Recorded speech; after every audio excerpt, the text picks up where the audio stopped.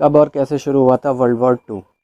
1 सितंबर 1939 को world war to की शुरुआत हुई थी, लेकिन दूसरी ओर माना जाता है कि पहला वर्ल्ड वॉर 28 जुलाई 1914 से 11 नवंबर 1918 खत्म होने के साथ ही दूसरे विश्व युद्ध की नींव पड़ चुकी थी। तो आखिर कैसे शुरू हुआ था विश्व युद्ध टू?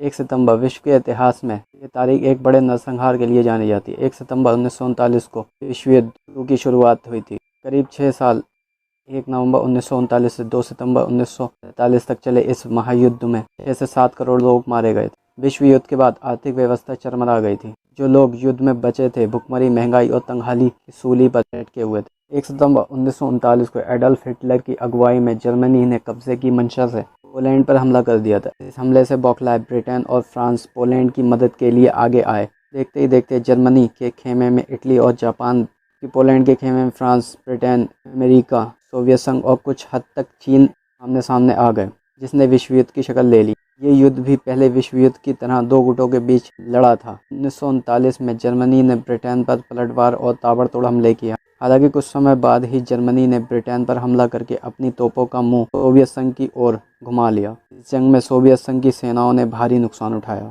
अमेरिका इस युद्ध में तब कूदा जब जर्मनी के साथ खड़े जापान ने अमेरिका के हवाई द्वीप समूह पर एक अड्डे पर पर्ल हार्बर पर हमला कर दिया।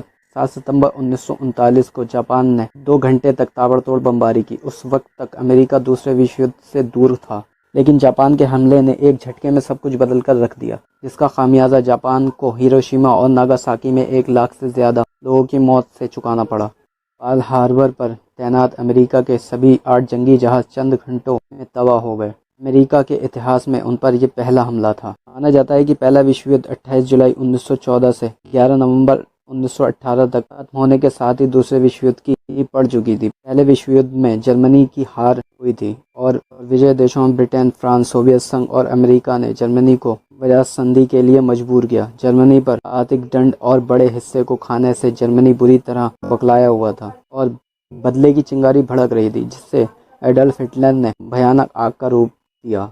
1922 में इटली ने और जर्मनी में 1943 में हिटलर की तानाशाही सरकार बनी। वैसे संघी तोड़ी और गुप्त तरीके से सेना व हथियारों का निर्माण किया। बदला और कब्जा पाने की मंशा से चेकोस्लोवाकिया पर हमला किया और कामयाब हुआ।